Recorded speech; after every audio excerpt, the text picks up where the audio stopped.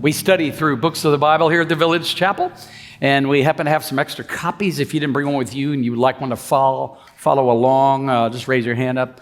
Matt, somebody in the back can bring one by so that you can follow along. The internet network for the building is also up on the screen, along with the password if you would like that. We're studying the book of Genesis, and it's the book of beginnings. It goes back to the beginning of beginnings, of course, where it says, in the beginning, God created the heavens and the earth. And we studied through those first 11 chapters as one section. Now we've been studying really the lives of the patriarchs and the way that God has been in pursuit of a people he can call his own. And he has made, as progress has been made through this book, I hope you have been inspired and encouraged by what you see God doing in the lives of so many of these characters that we read about, because their lives just as messy as our lives, and their brokenness just as severe as our brokenness, and their longings just as deep as our longings. And so we come now, we're really this is the second to last study of the book of Genesis, and you say, yeah, but Jim, there are 5 chapters. And I say, yes, that's right. We'll do 2 of them today, and then we'll get together next week and tackle the last 3 chapters. But we're going to call this one a Sojourning Reunion. I don't know if you like reunions or not. I happen to like reunions. I think they're great. I love it when long-lost family members are reunited. We've all heard stories like that. When old friends are reunited. I love it when pet owners find their lost dogs. That has happened to me. I love it when pet owners find their lost cat, their bunny, or even their boa constrictor. I don't care. Whatever you got, if you find it, it's a good thing. Reunions are a good thing, unless, of course, you're talking about the reunion of ABBA or Air Supply or Milli Vanilli, or if you were to even go so far as to say the Spice Girls or Limp Bizkit. I would probably not be into all. Now, have I offended almost everybody? I'm kind of reaching for that. Let's look, though, at this sojourn. I'm going to call it a Sojourning Reunion, because what we have here is sort of the climax. We've been working toward this, where the family of Jacob and all of his sons and the entourage, right, have discovered now Joseph has revealed himself to the brothers, and it's really moving and powerful. But now we're going to read in chapter 46 and 47 about Jacob actually moving to Egypt. And it's a sojourning, it's a traveling, if you will, reunion, because it's not their permanent home. And I think that's something for us to take note of and to maybe learn something about. What does that teach us about God? What does that teach us about God's will for his people as he calls them, and what happens to them sometimes? I don't know if you ever feel like the stagecoach is running toward the edge of the cliff, and in your world or in the world around us, and you're wondering if God's in charge, or if, what does this all mean, all these changes and disruption and all of that. This is that kind of story that's been preserved for us down through history to remind us of some things about the God who's actually in charge of it all. And so without further ado, let's take a look. I'll remind you, Israel, is 130 years old at this particular moment. And Israel set out with all that he had and came to Beersheba and offered sacrifices to the God of his father Isaac. So the first thing he did after receiving the good news that Joseph's alive, and he wants to welcome them out of the famine that is around the world and into the safety of where he's at in Egypt, and where he actually has plenty of food. And God spoke to Israel in visions of the night. And by the way, it's interesting to me that happens multiple times. This is probably about the 5th time we've heard of God speaking to Jacob. And guess how many times we read of God speaking to Joseph? 0. Now, that's interesting to me. It's actually encouraging to me, because we do read multiple times of God being with Joseph.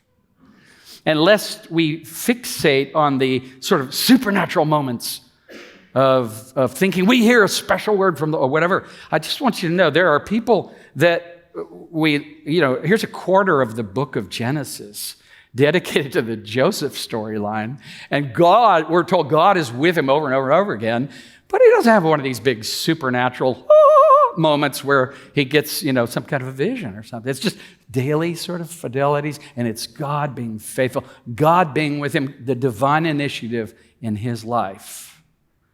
This is really interesting. But God spoke to Jacob or Israel in visions of the night, and he said to him, Jacob, Jacob. And he said, here I am. And then God said, I am God, the God of your father. Do not be afraid to go down to Egypt, for I will make you a great nation there. So Jacob, your family will become a nation. This will sort of in his mind, Jacob, who sat around the campfire with Isaac, who sat around the campfire with Abraham, the promise. We sing the promise, pass the promise. That promise got passed along as well to Abraham, that your descendants will be as numerous as the sand on the seashores or the number of stars in the skies. Here's a promising God who keeps his promises, even when the road or the path seems very strange at times. Go to Egypt? No, do not be afraid to go to Egypt. Don't be afraid of change, of strange change. If it's God behind it, you can trust God. And he is basically breaking through to Jacob as Jacob goes to Beersheba, that place where Abraham and Isaac, both, that very frequent spot for them to go and worship the Lord. And I love this about what happens right here. And do not be afraid, of course. We constantly like to point that out. The most often repeated negative command in the Bible is don't do this. Don't be afraid. Verse 4, I will go down with you to Egypt, and I will also surely bring you up again, and Joseph will close your eyes. So there's this promise that actually goes beyond the sojourning moment there in Egypt, which is really going to be about a 400-year moment. But God's going to say to Jacob and his family, I will go with you. I'll be with you. And then as after a period of time, I'll also bring you, meaning this nation that is going to come from your descendants, I'm going to bring them back to the promised land. The same promise he gave to Abraham. And we read that same indicator that they're going to be in a foreign land in Genesis chapter 15, which you can check that out on yourself, by yourself if you would like to. So they took their livestock, it says here, and he arose from Beersheba, verse 5, and the sons of Israel carried their father Jacob and their little ones and their wives in the wagons which Pharaoh had sent to carry him.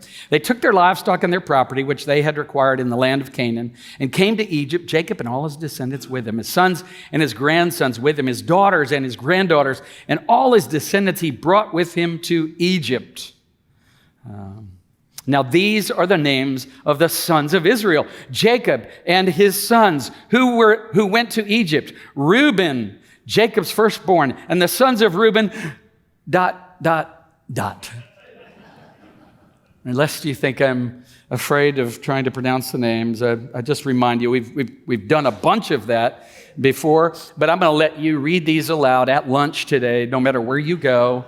And I want you to watch the people on the tables around you move away from you or whatever. But yeah, it's a great list, and it's a great reminder that each of these names are important to God. Each of these, and here's the thing: God is saying to Jacob, "I know you, I know your family, and I know who's going with you."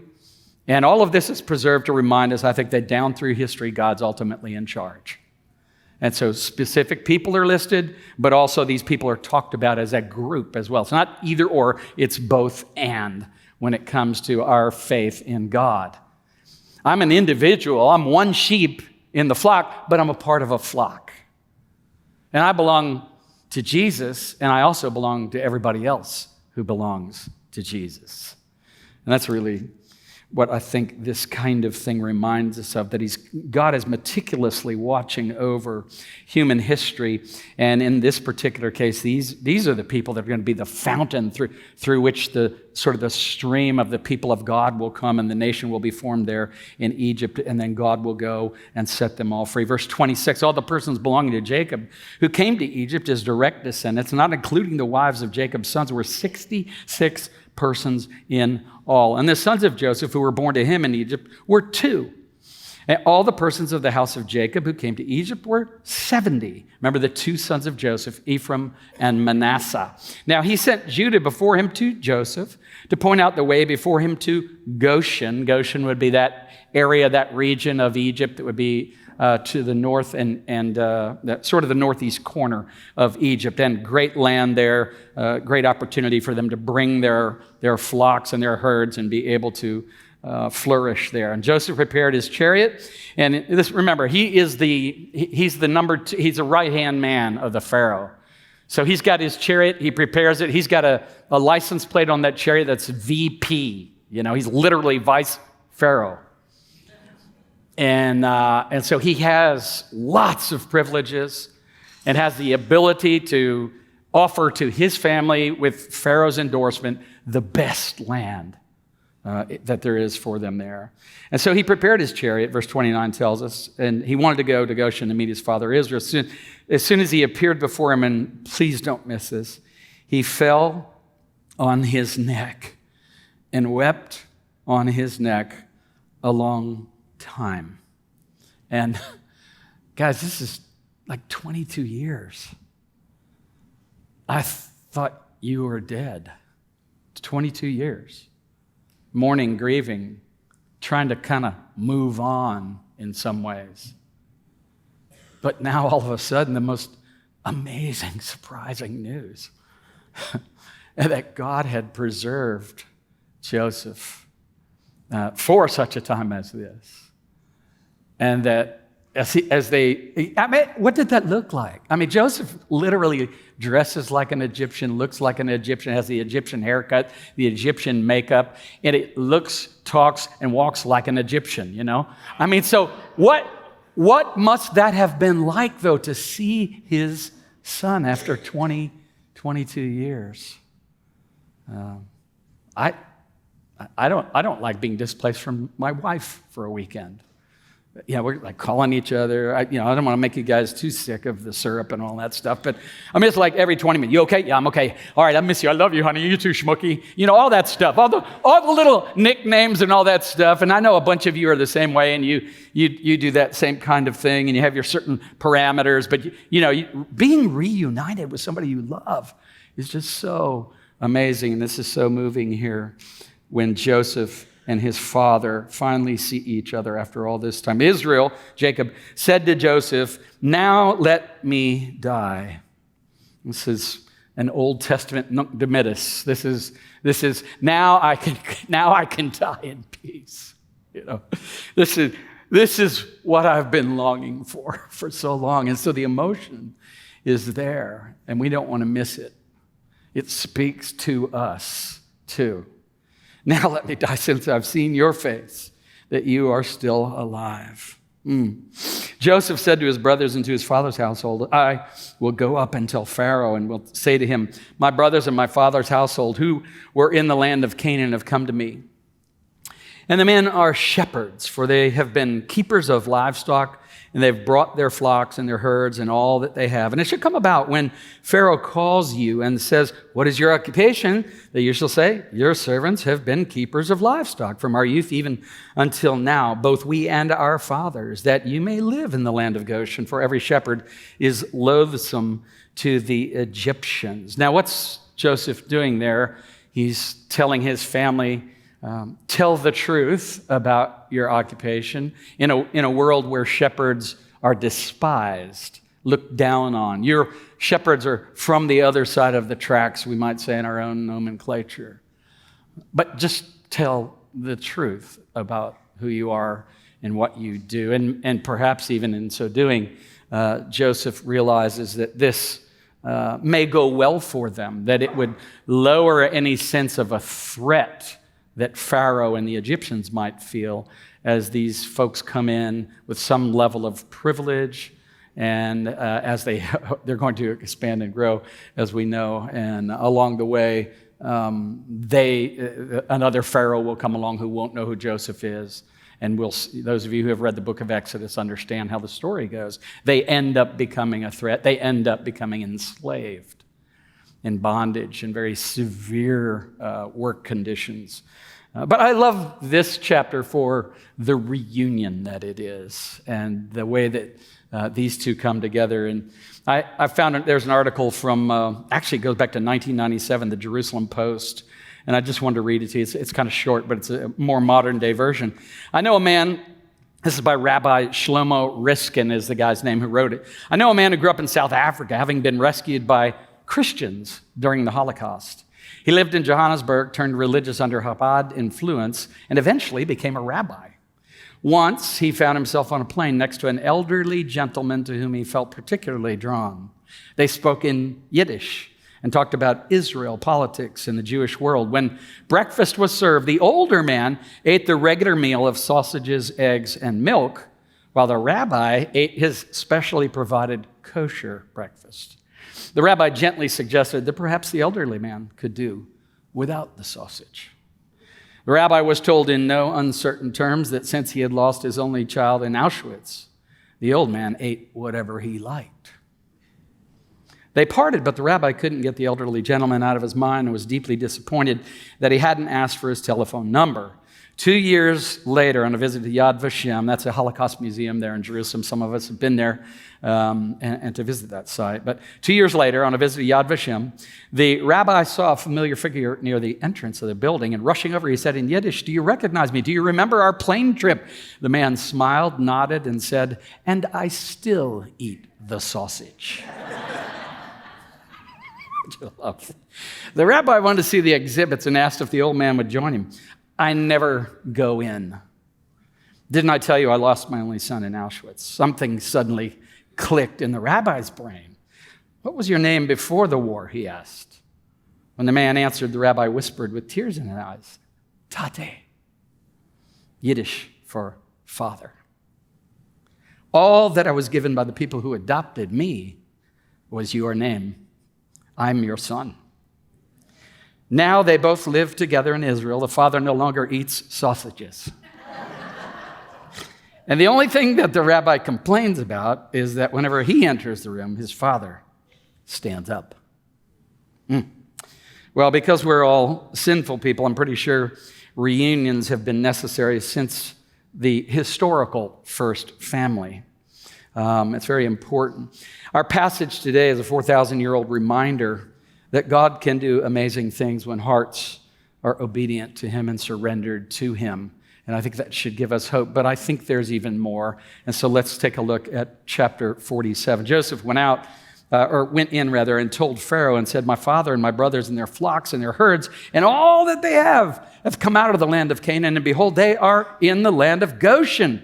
So Joseph, reporting to his boss, Pharaoh, and he took 5 men from among his brothers. We're not told which 5, but he just took 5 and presented them to Pharaoh. And Pharaoh said to his brothers, "What is your occupation?" So they said to Pharaoh, "Your servants are shepherds, both we and our fathers." And they said to Pharaoh, "We have come to sojourn in the land, for there is no pasture for your servants' flocks, for the famine is severe in the land of Canaan. Now therefore, please let your servants live in the land of Goshen."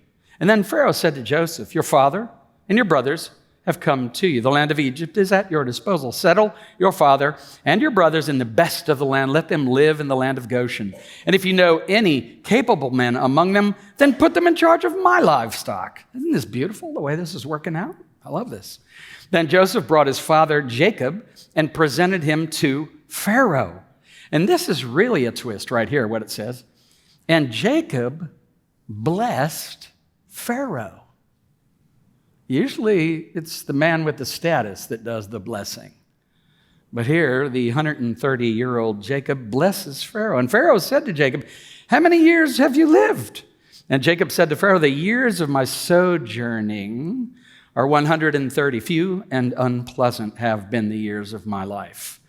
Nor have they attained the years that my fathers lived during the days of their sojourning." Abraham, you will recall, died at 175.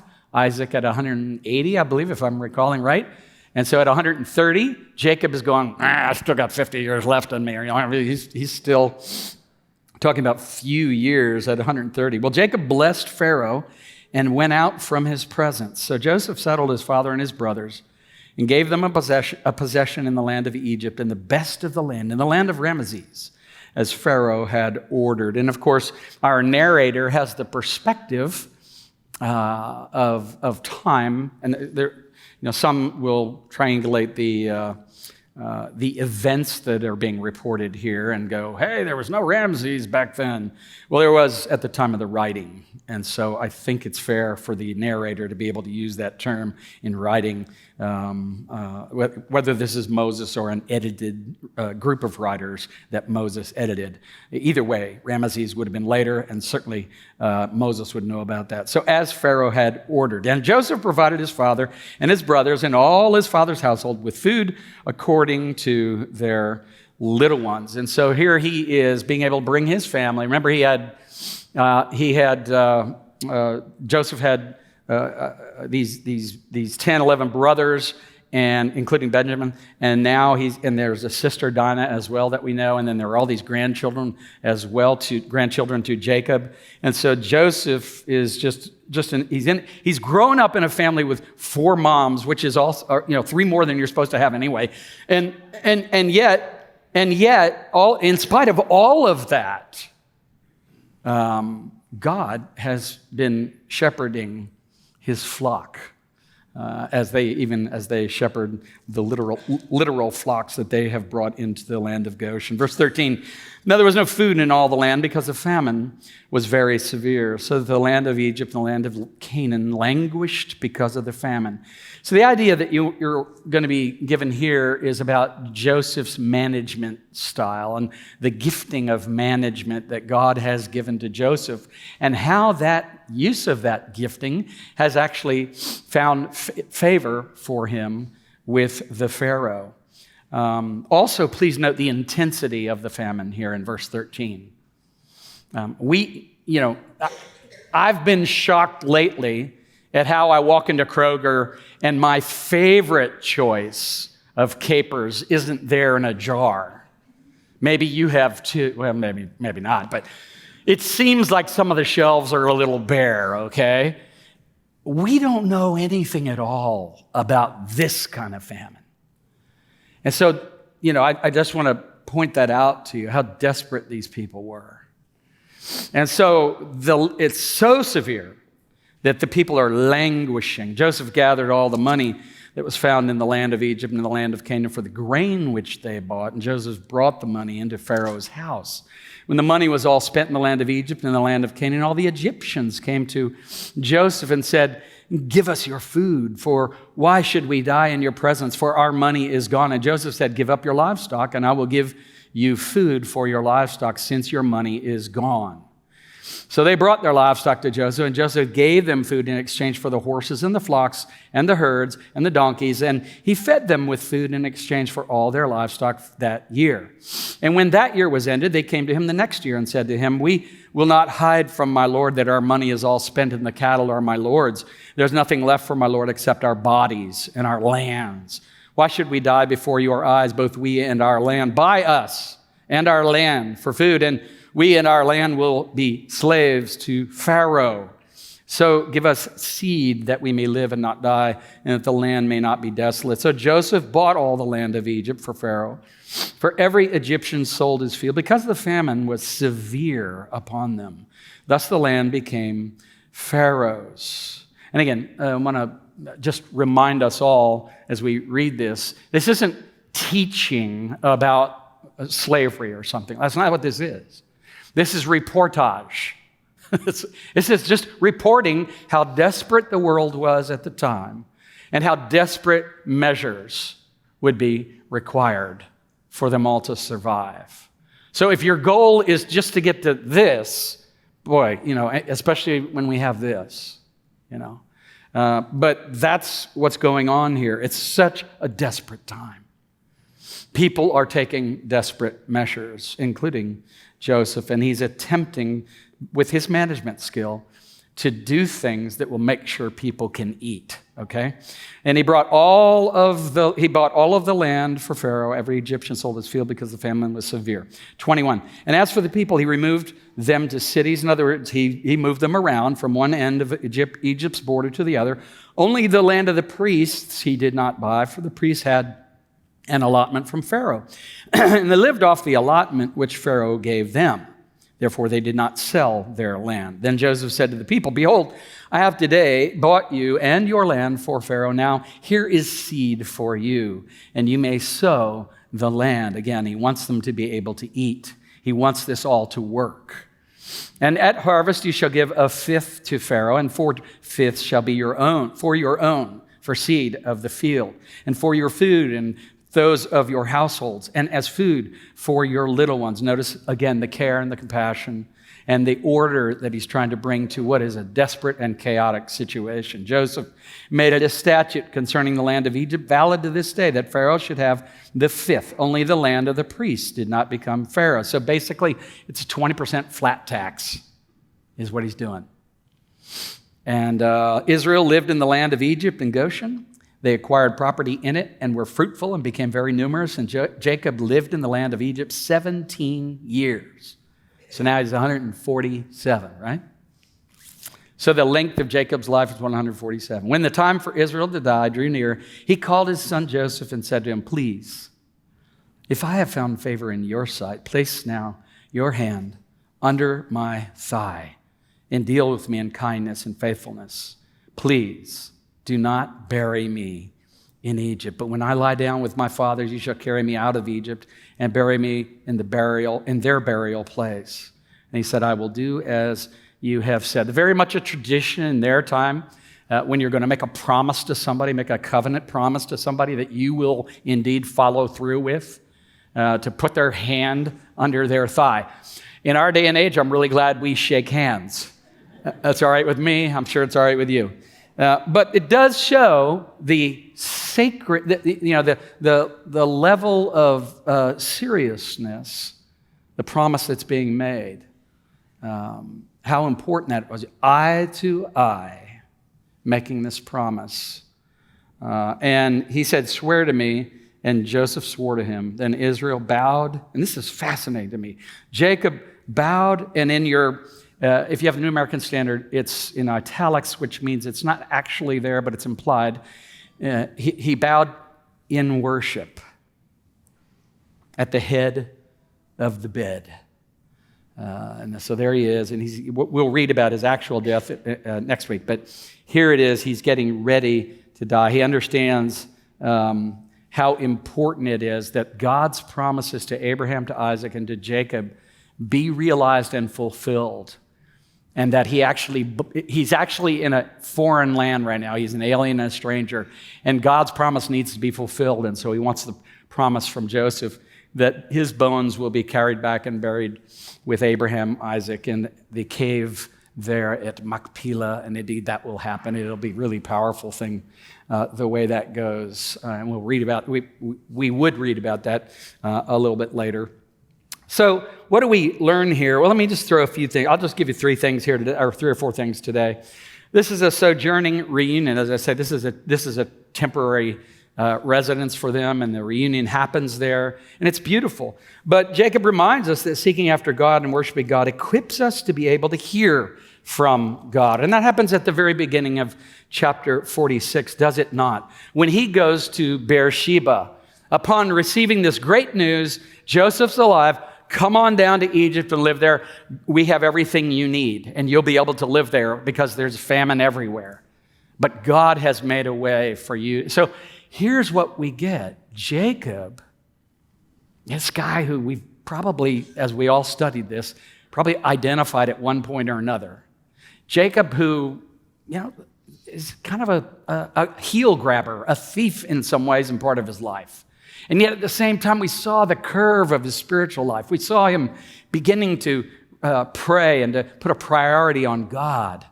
And here, when he gets toward the end of his life, this is his first natural instinct, is I get this good news. It's this opportunity to stay alive and to feed my family.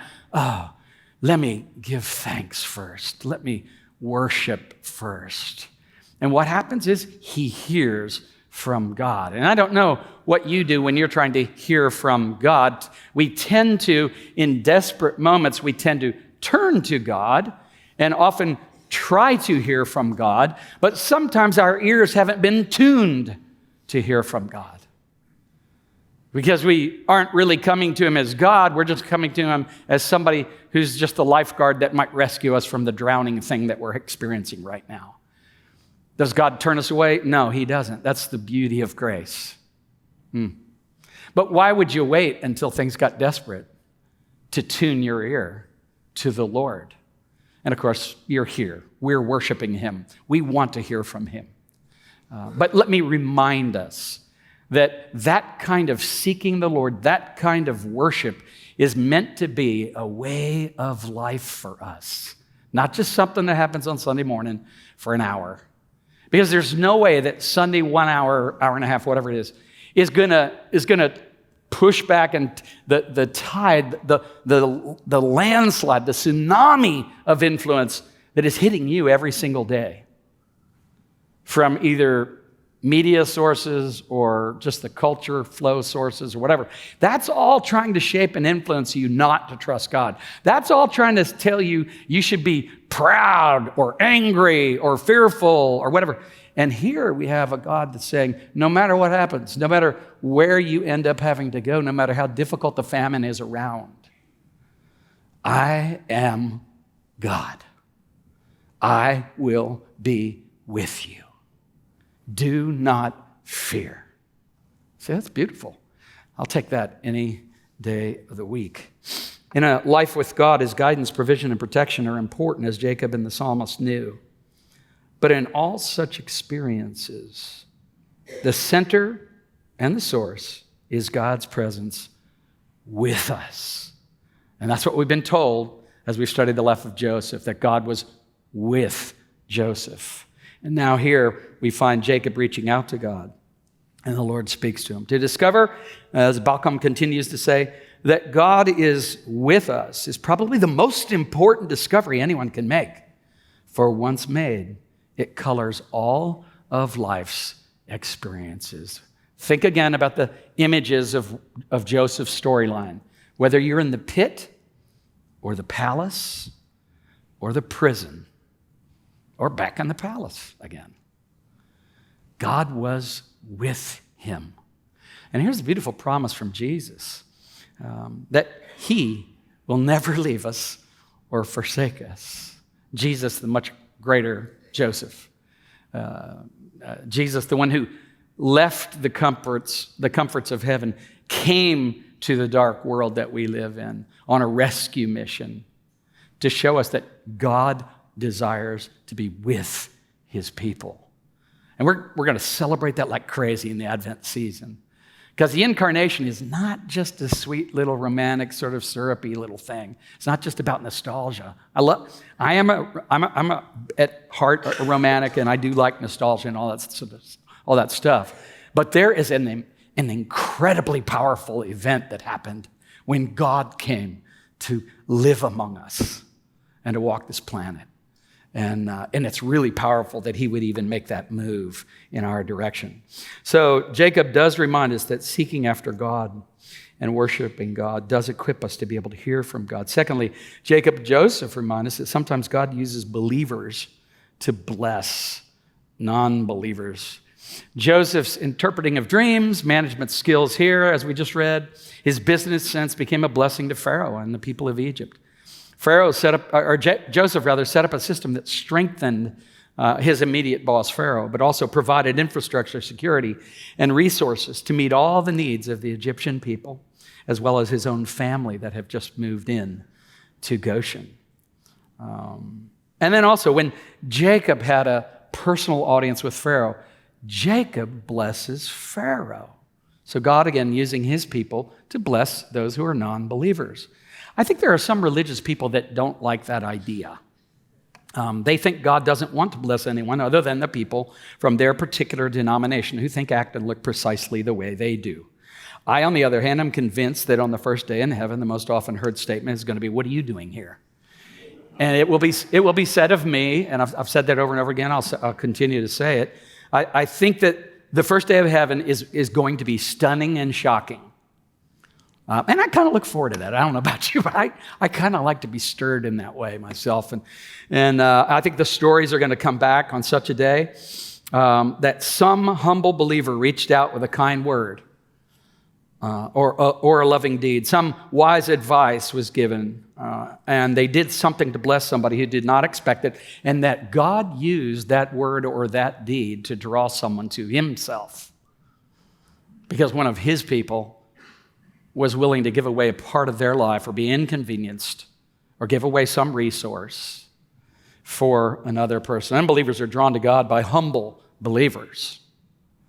I'm unaware of anyone who ever became a believer because they lost the argument. Behind the questions about faith in the mind of every unbeliever is this question: does the God you want me to believe in actually care about me or my family or my situation? Does that God you're trying to convince me to believe in care?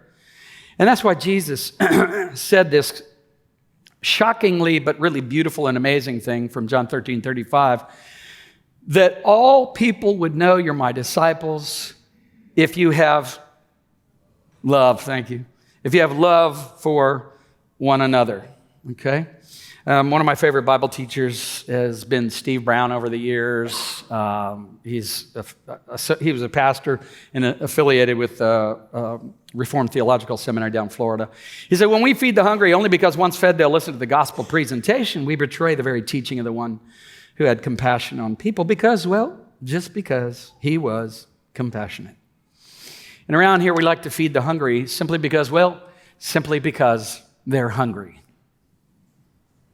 And that's what God's called us to do. So if we want them to hear the gospel as well, we'll be wrapping it in a sandwich first, as Charles Spurgeon used to say. Jacob and Joseph remind us that sometimes God uses believers to bless non-believers. And interestingly enough, if I could just twist that back around, Pharaoh reminds us that sometimes God uses non-believers to bless believers. Again, some religious people don't like this. They want to live in a little religious bubble, don't want to accept anything that might be touched or tainted by an unbeliever. They only work with other believers, only read Christian books, only watch Christian movies, only listen to Christian music, and they like to make sure that they buy all their kitty litter from Christian kitty litter stores. Jacob and Joseph and family are strangers and aliens in a foreign land, but they interacted with Pharaoh and the Egyptians, and God blessed Jacob's family as it grew in size to become a nation within a nation. I love it that they brought their stuff with them. Did you notice that? That's just something you don't want to miss. It sounds like some trivial thing, but it was Pharaoh that said, don't worry about bringing anything with you. You don't have to do that. We'll have everything here for you. And yet, Jacob and maybe Joseph and maybe the family talking and all of that, I don't know how it exactly went down, but I don't think it's insignificant that they brought their stuff with them. Perhaps, I speculate, but perhaps it is an indication that they want to be in but not of.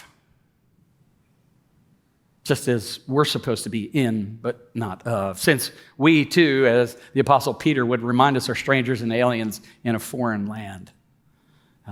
As we live here in this world that is a world that has said no to God, turned its back on God, and wants to be its own God. Here we live in a foreign land, and we're here for a reason and a purpose.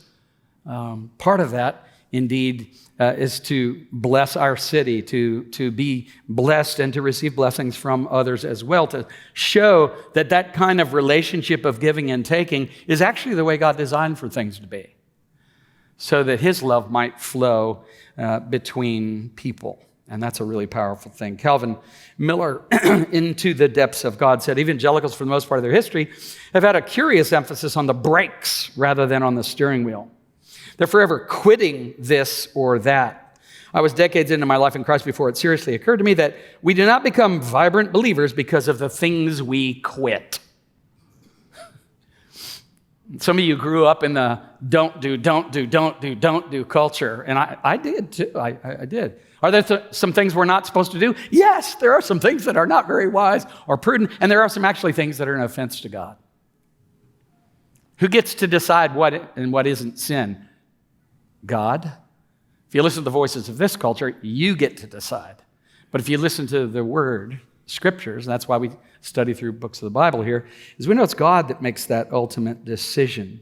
So Pharaoh does remind us, though, that sometimes God uses non-believers to bless. And my last point for today is Genesis 46 to 47 leads us to rest in the fact that God is sovereign over human history and points us to the promise that we should pass, that he has planned the greatest reunion of all. And that reunion is on a great day when the Lord will return. And there will be a trumpet blast, is the way the Apostle Paul describes it in 1 Thessalonians. And if you're willing, I would love to one more time engage you in some public reading of Scripture. Let's read together. But we do not want you to be uninformed, brethren, about those who are asleep, so that you will not grieve as do the rest who have no hope. For if we believe that Jesus died and rose again, even so God will bring with him those who have fallen asleep in Jesus. For this we say to you by the word of the Lord, that we who are alive and remain until the coming of the Lord will not precede those who have fallen asleep. For the Lord himself will descend from heaven with a shout, with the voice of the archangel, and with the trumpet of God, and the dead in Christ will rise first. Then we who are alive and remain will be caught up together with them in the clouds to meet the Lord in the air. And so we shall always be with the Lord. Therefore, comfort one another with these words. Wow. Realize our New Testaments point to the return of Christ about 200 times. And we talk about it so little. And it is so full of hope. And he even tells us here, comfort one another with these words. So I'm doing that today. I wanted us to read it aloud together because I think it should be of comfort to you no matter what. We come to a holiday season. Some come right in the middle of grief and loss. And we've prayed and continue to pray for those people. Some of you have experienced loss in the maybe recent past. And some of you may yet be mourning as many of us anyway, have lost loved ones, and we might have an anniversary date for the day that person passed. But these words are true all the time because we are one day closer right now. Do I know when the Lord's coming? No, I haven't got a clue. It'll be 2 p.m. on the planet somewhere. But there is a day, there is a time when he will create this amazing reunion. We will be reunited with our King, Jesus, in a different kind of way when we see him face to face. And we will be reunited with all of the saints who've gone before us. And I so look forward to that day. It's just a beautiful, wonderful thing. We're longing for that, all of us. And we'll close with this Lewis quote here. Our lifelong nostalgia, our longing to be reunited with something in the universe from which we now feel cut off. To be on the inside of some door which we've always seen from the outside. It's no mere neurotic fancy, but it's the truest index of our real situation. Let's pray. Lord, indeed, we sense that longing that Lewis has talked about, and we yearn for the day when you return to set things right, because so much is broken. So much has gone off the rails.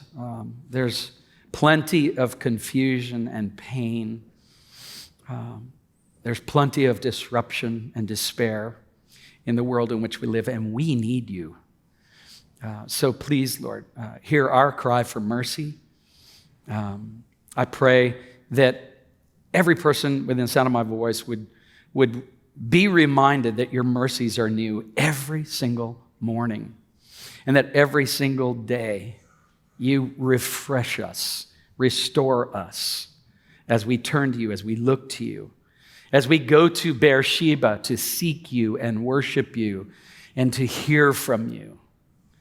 I pray, Lord, that you would indeed prove yourself faithful in the lives of each and every one of us here as we turn to you, and that we, even collectively as a church, would be earnestly seeking you and worshiping you.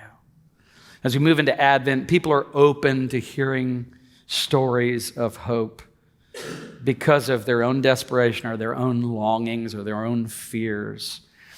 Lord, help us to live in such a way that we Advent people, expecting your soon appearance, and at the same time giving thanks for your appearing 2,000 years ago when you came. Lord, may we be the kind of people that can sing full-throated with full hearts, that we trust you, that we believe you, and that we would overflow with joy as we consider your reappearance here to set things right. We love you and thank you for this day and this time together. In Jesus' name, amen and amen.